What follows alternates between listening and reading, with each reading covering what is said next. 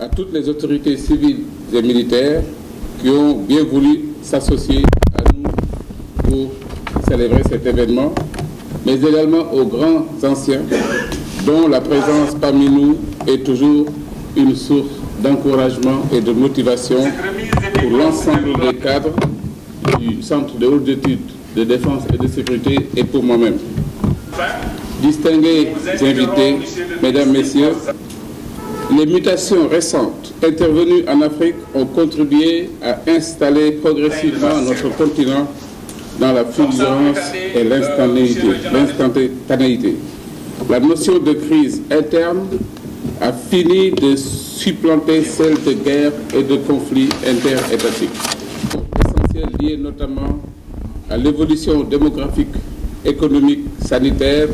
et environnementale,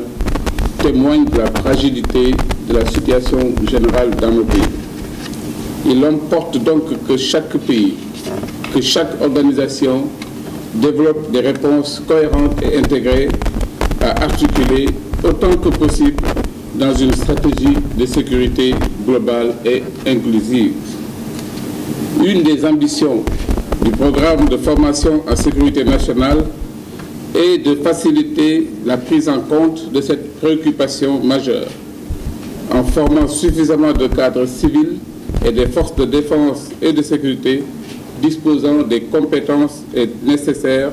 pour la conception et la construction toujours plus achevée d'une vision intégrée de la sécurité dans un cadre public ou privé.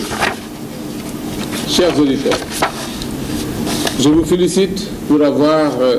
avec succès suivi la formation de sécurité nationale et avoir enduré 7 mois d'efforts individuels et collectifs. En effet,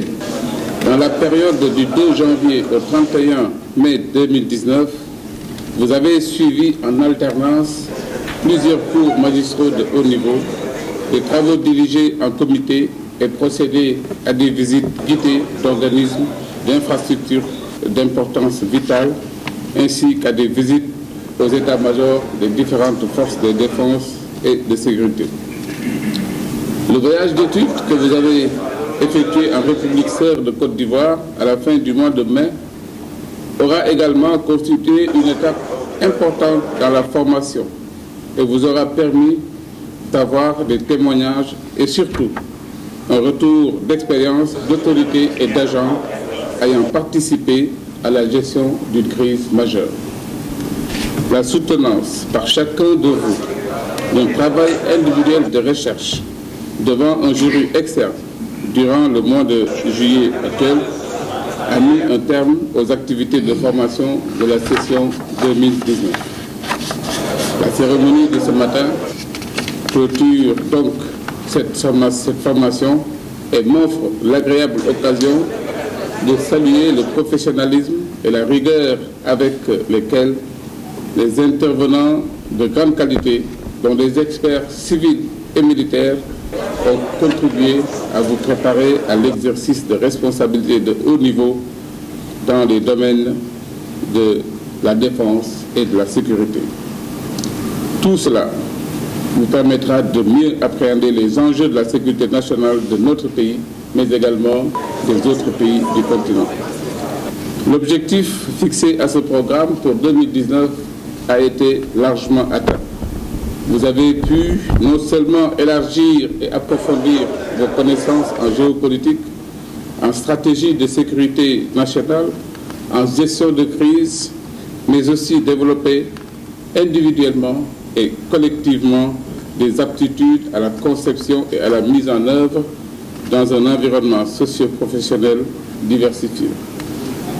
Je vous réitère mes félicitations ainsi que mes vœux de succès pour la suite de votre carrière et dans vos projets personnels. Je voudrais également, dans ce domaine, vous souhaiter de fructifier l'ensemble des travaux, l'ensemble des expériences que vous avez acquises durant cette formation afin de poursuivre votre carrière en toute sécurité. Je formule les vœux les plus ardents pour que le programme de formation en sécurité nationale ouvre la voie à d'autres initiatives pouvant apporter la même contribution positive à la prise en compte des questions de défense et de sécurité dans notre pays, mais surtout en Afrique.